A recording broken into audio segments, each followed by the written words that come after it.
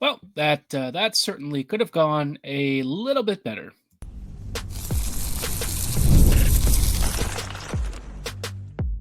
You're Locked On the Hockey Jets, your daily podcast on the Winnipeg Jets, part of the Locked On Podcast Network, your team every day. Hey friends, and welcome to tonight's episode of Locked On Winnipeg Jets, part of the Locked On Podcast Network, your team every day. I'm your host, Harrison Lee, an avid Winnipeg Jets fan and an online blogger. You can follow me on Twitter at HLivingLoco and at LO_Winnipeg Jets. Thanks for making Locked On Jets your first listen of the day every day. If you enjoy what you're hearing, be sure to like, follow, and subscribe on all of your favorite podcasting platforms and YouTube. Doing so, of course, is always free of charge and ensures you never miss another episode. Most of all, though, we just love and appreciate your support. Tonight's episode, obviously, a lot of folks are probably still a little bit bitter about the game that we just saw between LA and Winnipeg. Yeah, bit of a tough one. This game, I think the score line looks a little worse than it really was. But by the same token, if we're being completely transparent, I do think the Jets probably did deserve the defeat on the back of the mistakes they made. And there weren't a ton. This was just one of those games where I said last episode it would be one of those low event, very grindy, tight forechecking, limited scoring opportunity games. And in some ways it was.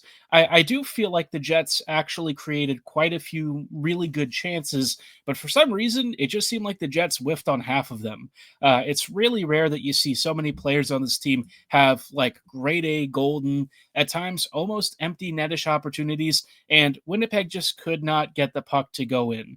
I don't quite know what happened. Maybe it was the ice, maybe it was nerves, fatigue, who knows. One way or another, though, the Jets just seemingly could not make things happen at a consistent level. So, unfortunately, when the Jets would make mistakes, they usually got punished. And again, in a game where you don't really have that many shots between either team, it's one of those situations where when you do make a mistake, you probably get yourself in a little bit of trouble. And Winnipeg had a tougher time in the transition game tonight, and LA really countered off of that and made Winnipeg really pay on a couple of bad opportunities. Colin Miller, I thought, had a really rough game after having a stretch of very good play recently. He was moved to the second pairing with Sandberg, and for whatever reason, the puck just hated him tonight, and he really didn't do it any favors. I saw some really rough turnovers, some bad passes. It just seemed like he was very hot and cold in this game. He had a couple of good shifts, and then he would follow it up with some really rough ones. The third D pairing also had a really rough night. Everyone's going to remember the Stanley moment, which, I won't point it out. You saw it. It happened. I just think it really showcases the need for the Jets to figure out how they want to assemble their third pairing going forward, right? I think the Jets aren't really a team that has the luxury of waiting for guys to put two and two together and play decent hockey. They're going to have to find a way to make this third pairing work. And even though, Schenn and Pionk are currently out right now, Schenn probably back on Thursday is my guess, but the Jets just need to at least try a few options. I think we know a couple of guys on this team are trying their hardest and probably not going to be able to get the job done. But it is what it is. They're also not going to be completely at fault for, the rest of the offense kind of going a bit dry. This was just one of those odd games, though. I don't think Winnipeg was particularly awful. I think that they, at times, even outplayed LA by a good stretch. And it's just the Kings, once they have a lead, it's very hard to get past them because they basically just spend about 70% of a game dumping the puck out of the defensive zone. That's exactly what they did after they got a little bit of a fluky 2-0 lead. The first goal, a deflection, I think off of Trevor Moore, or maybe it was Kempe. I don't quite remember who had the foot goal. But then after that, again, I think there was a bad neutral zone play by Gustafsson. One of the times that he actually fumbles a puck along the wall, of course, it gets countered and the Jets are down 2-0. It's just one of those nights where, sometimes you just suck at a couple of moments and it's enough to sink your whole evening. the Jets did get close to pulling it back and really had a strong push towards the middle of the game. Cole Perfetti served a penalty for Hellebuck and then came out of the box, screamed down on a 2-on-1 with Connor. And, when you've got the hot hand, sometimes you just have to let the defender try and mark the other guy and take your shot. And Perfetti did not miss. He sniped an absolute beauty. He is, I believe, now too shy of his career high of 19 goals. So I think he could potentially beat it in the next couple of games. We'll see. He doesn't usually score a lot of markers. Most of his points are off of assists, but maybe, with him feeling it recently, this is his chance to finally put one away. In general, I thought the forward lines were solid. I wouldn't say that anyone was particularly outstanding, other than I think Ehlers had a really good night. Appleton had a couple of really good shifts. There were a few players who I thought had some really good moments. Morgan Barron on a PK that actually set up the Perfetti goal did a fantastic defensive play and set up a great breakout pass. And so there were some individual moments that I think really stood out. But on the whole, I just think the Jets were a little bit shy of their usual standard. A bit frustrated. One of those times where things just couldn't quite work out, I think, the way that Winnipeg was really hoping. And, on the power play opportunities, the Jets unfortunately had some misfires, is how I would gently describe it. The second power play was a lot worse. Obviously, we're going to talk a little bit about the special teams because that is going to be, I think, a recurring talking point among Jets fans. And I want to caution, a lot of folks, I think, are trying to extrapolate some bigger stuff out of a couple of games. And even I do this a lot. I'm guilty of it myself. It's easy to overreact to small samples. But, I think the Jets are going to have to maybe make a couple of adjustments on the power play, especially in the absence of Velarde. But we'll get to that in a little bit. I think the main theme of this game was it was just kind of like, it is what it is. One of those 50-50 outings where LA, for some reason, just seems to have Winnipeg's number. I don't know what it is about this team, but every time LA gets a lead, the Jets just really struggle to do anything. But I will say, I don't think the scoreline was nearly as reflective as to what I thought Winnipeg deserved. The Jets honestly could have been tied in this game, and it really wouldn't have been shocking. I mean, the Jets had some grade A looks. They came really close on a couple of opportunities. Just felt like for one reason or another, they couldn't quite make it happen. So am I going to panic about this loss? No. I just think it's one of those games where it's kind of more annoying than anything. And because the Jets are in such a tight divisional race, obviously every defeat is fairly magnified right now. But yeah, it's just one of those situations where you can stress out about it. It is what it is. I'm not going to try and lose sleep, over it. You got a game against Vegas on Thursday. Focus on that. Just win what you can. Dallas isn't going to win every single one of their games. I think people are acting like they are, and they're not. But they will have a much more favorable schedule. So, you just have to hope the Jets take care of business. And if they don't, it is what it is. You are still in the playoffs. Figure it out once you reach the first round. But until then, the Jets still have plenty of time to sort things out. They've got some work to do, and it's not going to be easy. But, it never is for Winnipeg, right?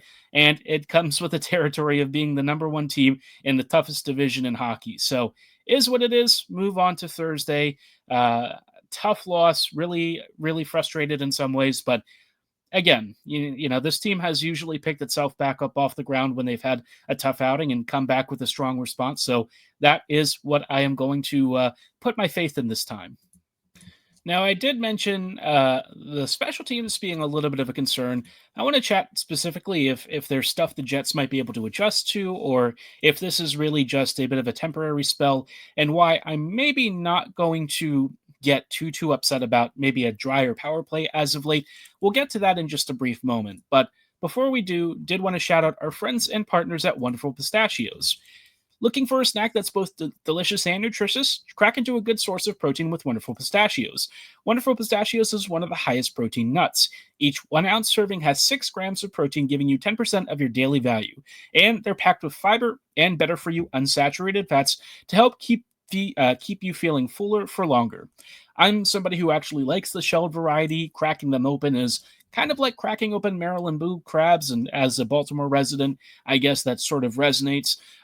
It's not quite as hard, I can promise you that. And the rewards are nice, compact, and convenient, very easy to take on the go. And if you need a bit of a pick me up during your afternoon slump, maybe as you're taking the kids to work, or perhaps something right before you go out for a run or a workout, Wonderful Pistachios is here to help.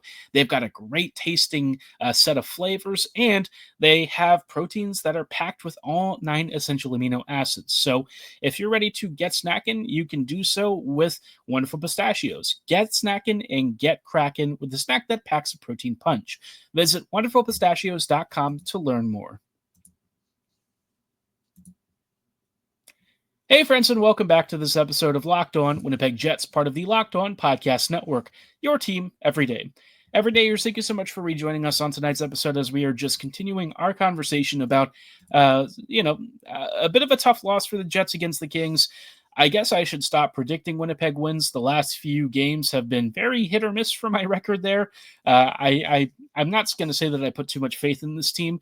I guess I just thought maybe things would work out a little bit better. The Jets have generally been good in their last 10 games. It's just very frustrating because, unfortunately, the teams that the Jets kind of need to do badly don't seem to drop many results. So very frustrating, right? The Jets are really good, and they just can't seem to gain ground because the NHL is stupid. And apparently, the hockey gods really hate Winnipeg for one reason or another. Who knows? But the power play recently, I think, has come under intense scrutiny. And, I think for Winnipeg, they've had a really good year with the power play, and it kind of drying up now probably feels maybe a little overdue. It couldn't keep scoring at like a historic rate forever, right? At some point, you are probably going to have a couple of stretches where maybe things finally stopped going in the back of the net every third shot. I'm being a little facetious here, but that is almost kind of how the Jets power play has been. You would almost argue it was automatic for a good stretch of the season. At some point, it's just not going to fly in the back of the net.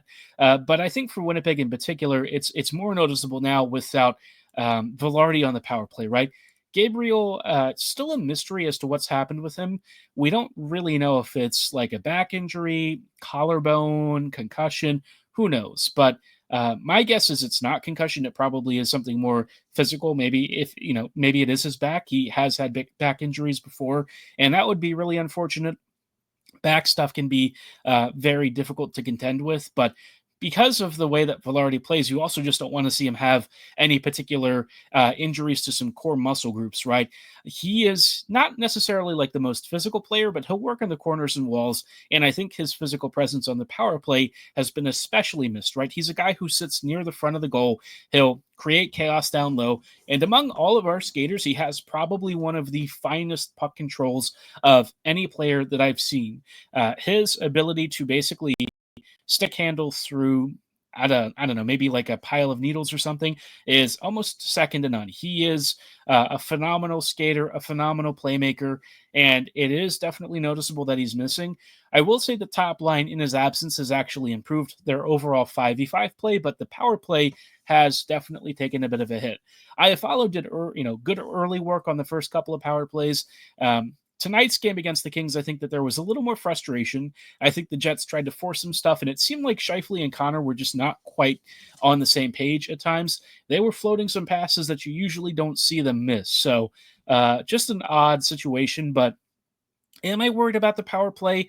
I mean, it is a little frustrating, and I do think it's not been as effective. I think the change without Vilardi, it's going to be hard, right? I might wonder if you should swap somebody off of the second unit to the first. I don't know if it's Niederreiter or maybe a Perfetti. The thing with Iafallo is I think he's good at crashing the goal mouth, but I'm not quite sure how often you want to lean on him as like a primary power play crease sort of guy, right? Is he going to be your poacher? Is that the role that you want him to continually do?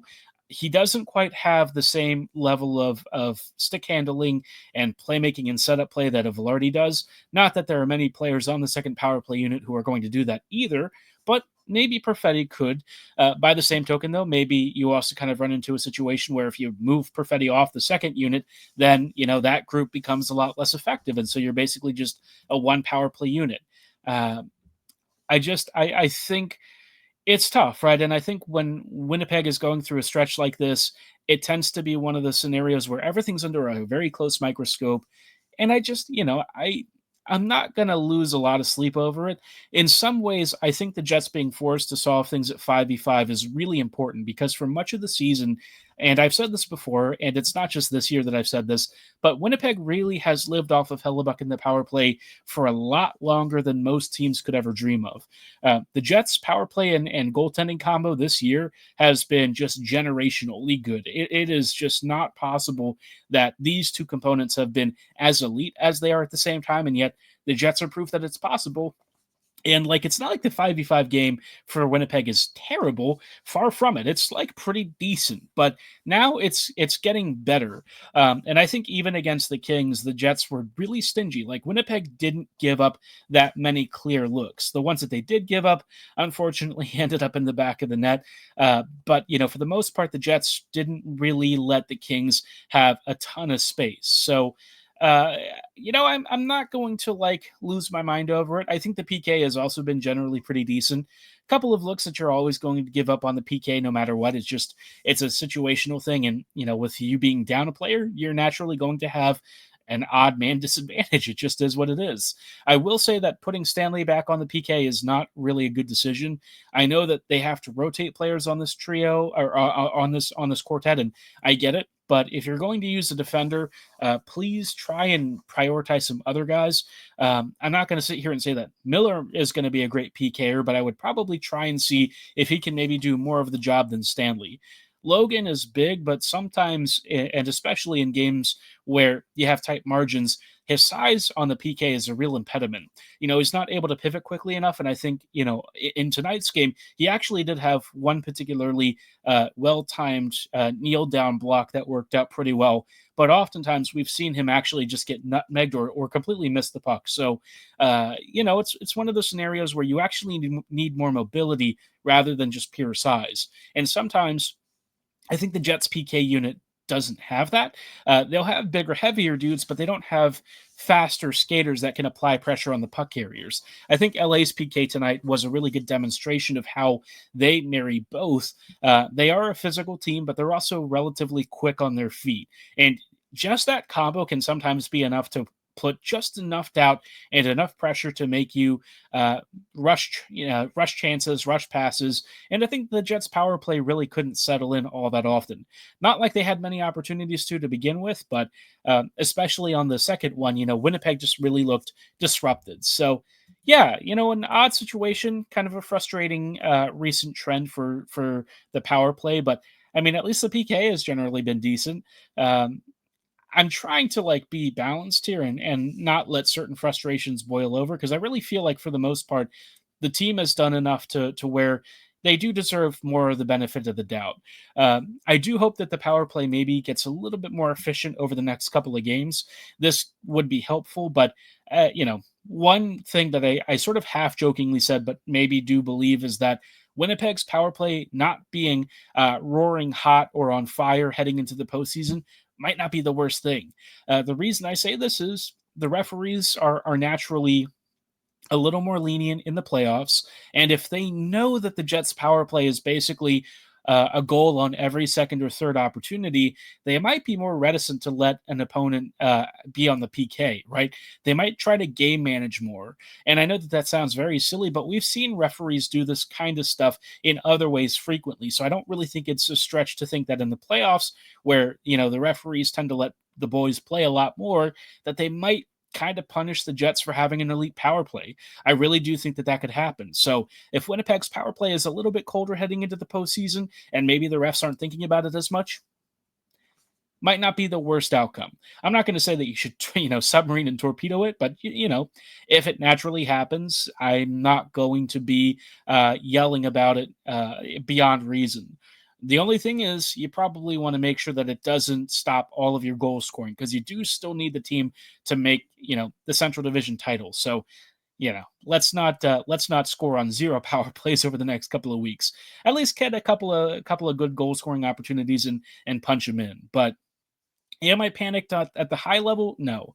I think the power play maybe wants to adjust a little bit on the 5-on-3 more than anything, but we're almost never on that. So as long as it's at 5v4, I think the Jets usually have a pretty good chance. I do think that they maybe have tried to overcook a couple of passes recently, but again, I think as they get a little more comfortable playing without Velarde, things will start to settle in. It might just take a little bit of time, and hopefully, some patience will be rewarded with this team. I'm trying to be patient. It is challenging. The Jets now have 7 games left, so there's not a lot of margin for error. Welcome to life in the Central. It does suck, but hopefully things do kind of even out over the next couple of games. My last point tonight, and one that's not going to be the most fun, because I do have to kind of call out the Jets' third pairing, and it's not just going to be Stanley. For those of you who are wondering, there are a couple of third pairing defenders who I think have been very up and down this season, and in some cases more on the downside than the upside. And I think the Jets have willingly benched one of their best opportunities to potentially add some more mobility on the back end. We'll chat about why this is and if the Jets really should consider changing this up in the last couple of games, at least for now, against some fast countering teams in just a little bit. But before we do, did want to let you know about our friends and partners at Monarch Money. Ever check your bank account and wonder, where did all your money go? Between dining out, online shopping, and entertainment, it's easy to lose track. And look, everything's more expensive, right? Inflation's going up. There's some economic uncertainty. You need a little bit of help with it. And that's where Monarch Money comes in. It's your personal CFO, giving you full visibility and control over your finances. Monarch Money isn't just a budgeting app, though. It's a complete financial command center. You can track all your accounts, investments, and spending in one place. And you're not just looking at it to manage your money, it's also going to help you to start building your wealth. It can use some great insights to help you set goals. There are also ways to check your finances, track your spending. Maybe you even find out that you're spending a lot more on those streaming service subscriptions than you realized. Monarch Money can help with that. Or if you've been ordering a few too many delivery food cheeseburgers for like $30 a month every trip, Monarch Money is going to help highlight some of those expenses and help you narrow it down. And if you've got a partner or a spouse, they even have collaborative tools to let you share or host personal accounts where you can track each other's finances and make sure that things are all good to go and on the same page, so you can avoid all the stress. And it's all in just one convenient app. Take control of your finances with Monarch Money. Use code LOCKEDONNHL at monarchmoney.com for 50% off your first year. That's monarchmoney.com, code LOCKEDONNHL for half off your first year.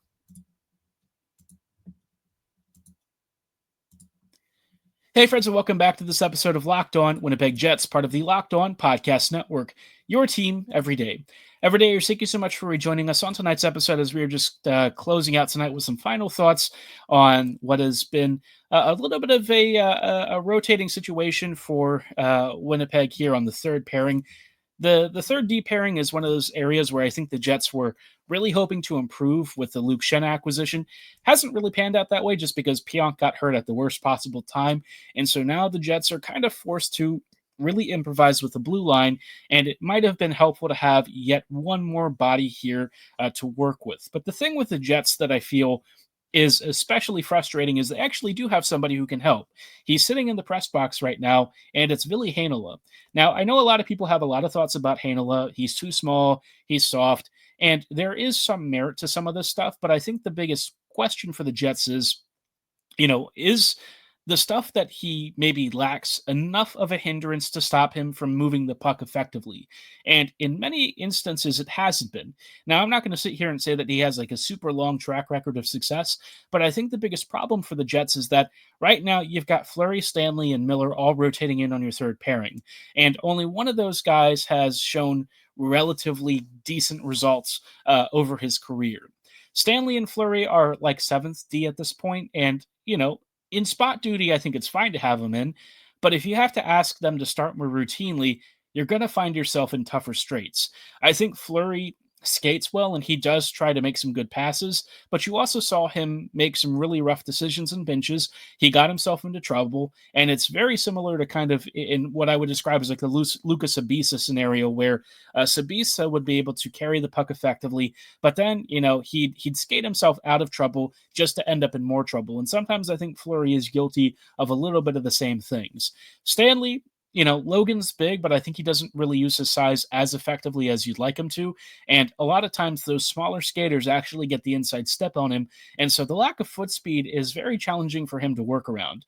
If he maybe had a little more anticipation and stuff and was able to pivot faster, I think it wouldn't be as tough for him. But he's a big, tall guy. He's not the fleetest of foot.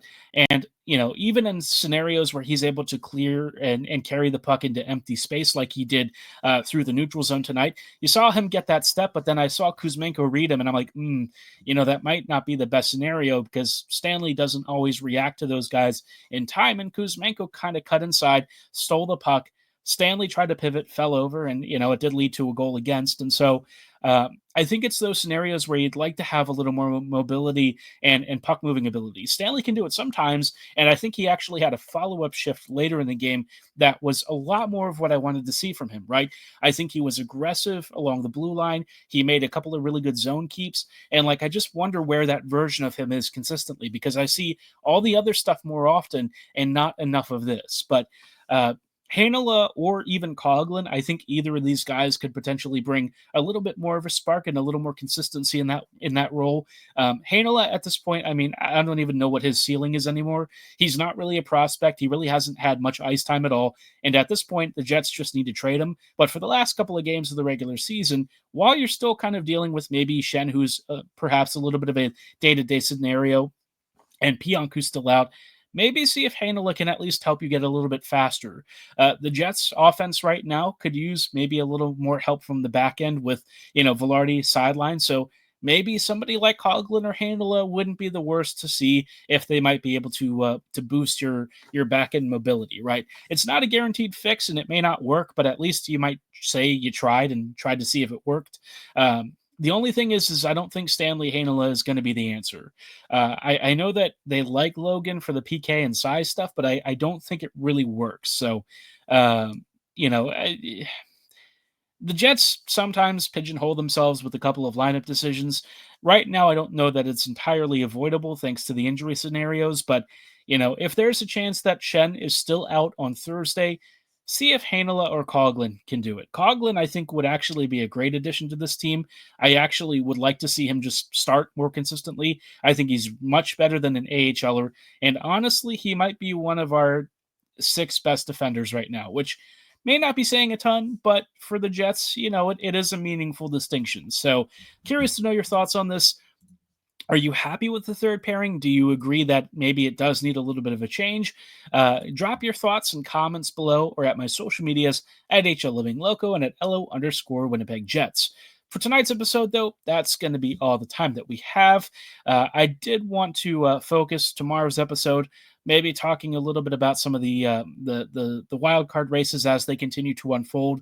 Obviously, it's really a day-by-day thing now because it just continues to evolve. And I think that there's been a lot of fear that the Dallas Stars are going to win out and somehow the Jets are going to lose the Central. I'm not quite there yet, but I think the risk does technically exist. We'll chat about that on tomorrow's episode, but for tonight's show, again, that's going to be all the time that we have. Hopefully, you are not feeling as doomery as some of the Jets fan bases. I know everyone's a little bit frustrated, but tomorrow's another day. Thursday's another game. We will see you there for both on future episodes of Locked On Jets. So see you then. Have a great night. And as always, go Jets go.